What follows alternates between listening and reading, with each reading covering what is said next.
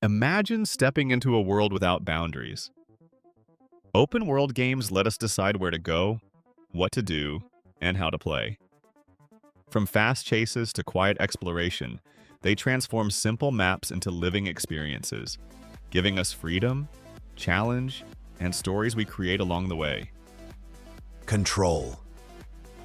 Mizurna Falls is often called Japan's answer to Twin Peaks. It was an open-world mystery game set in a small American town, where players investigated a missing girl by exploring, questioning townsfolk, and uncovering secrets. What made it revolutionary was its real-time clock system. Characters followed daily schedules, events happened at certain times, and players had freedom to choose how to investigate. It was incredibly ambitious, almost like a PlayStation 1 prototype of Shenmue. Sadly, it never got an official release outside Japan, but it became a cult classic among fans of experimental open-world design. Mizurna Falls is proof that even during the PlayStation 1 era, developers were already dreaming big about immersive living worlds.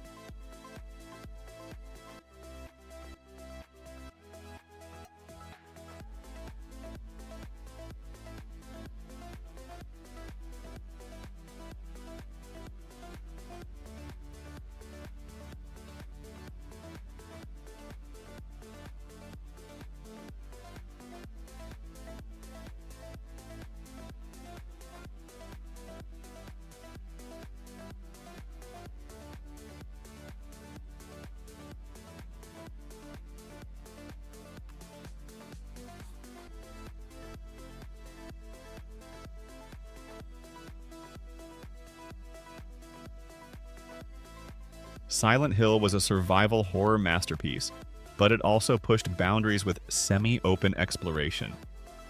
The fog-covered town of Silent Hill gave players freedom to roam its eerie streets, searching for clues and uncovering dark secrets.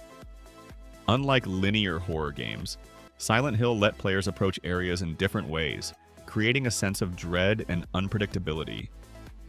The open environment combined with limited resources made every choice terrifying. Its psychological horror, disturbing visuals, and haunting soundtrack left a lasting legacy. While not a pure open world, its freedom of exploration set the stage for future horror games that balance story with player-driven discovery. Silent Hill on PS1 remains one of the most influential horror experiences ever made.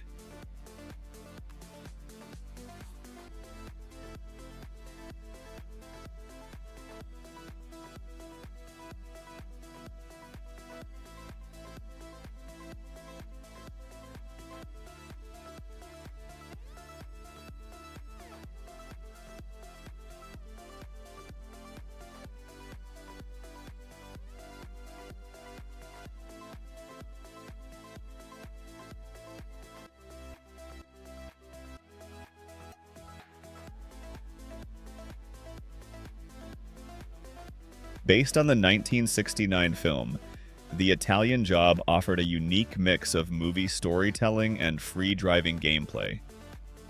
Players took control of classic Mini Coopers, planning heists and pulling off getaways through detailed city maps. The missions followed the film's plot, but players could also roam around and explore. The highlight was the iconic getaway sequence, which captured the spirit of the movie with open driving freedom. While not as advanced as later GTA-style games, it stood out because it gave players a chance to experience cinematic heists with open maps. Its simple but fun design made it a hidden gem of the PS1 library, especially for fans of driving games with style and freedom.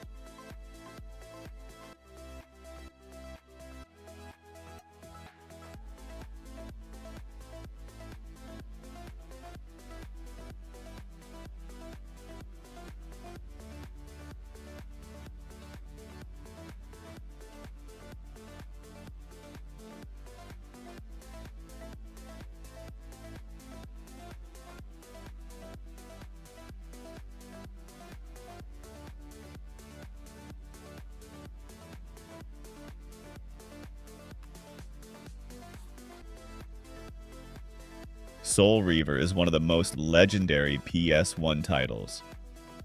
Unlike linear action games, it gave players a massive open world to explore as Raziel, a fallen vampire seeking revenge against Cain.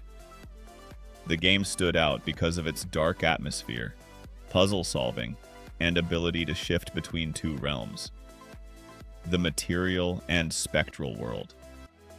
This mechanic created a unique, open exploration style as players had to think differently in each realm to progress. The storytelling was deep, cinematic, and gothic, making it one of the most ambitious narrative-driven open-world experiences on PS1. Even today, fans remember Soul Reaver as groundbreaking, inspiring many later action-adventure games.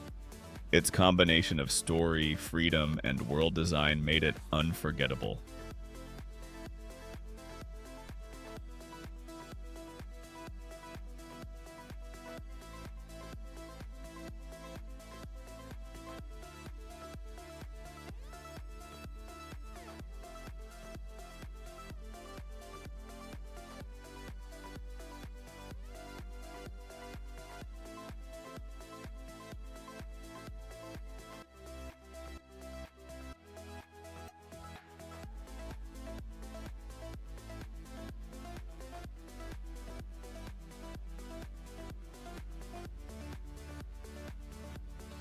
Alundra is an action RPG on PS1, often compared to Zelda, offering a large interconnected world to explore.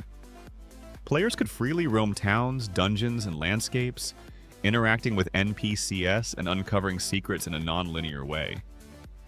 Unlike linear JRPGs, Alundra emphasized exploration, puzzle solving, and freedom of movement within its sprawling maps.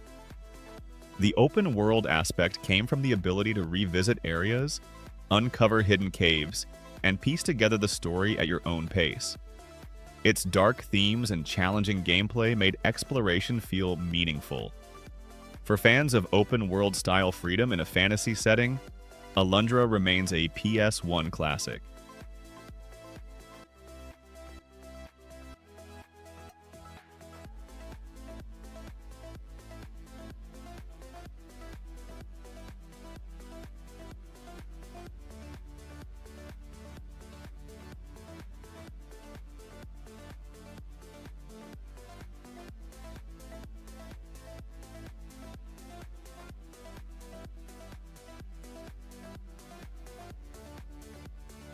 Die Hard Trilogy on PS1 was a unique mix of gameplay styles, but its Die Hard with a Vengeance section stood out with semi-open driving freedom. Players controlled a taxi across New York City, racing to defuse bombs and save civilians. The city map offered a surprising level of open-world chaos, allowing players to drive anywhere, crash through traffic, and cause mayhem while racing against the clock.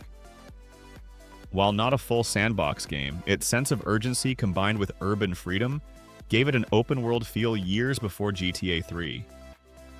This chaotic design made Die Hard Trilogy unforgettable.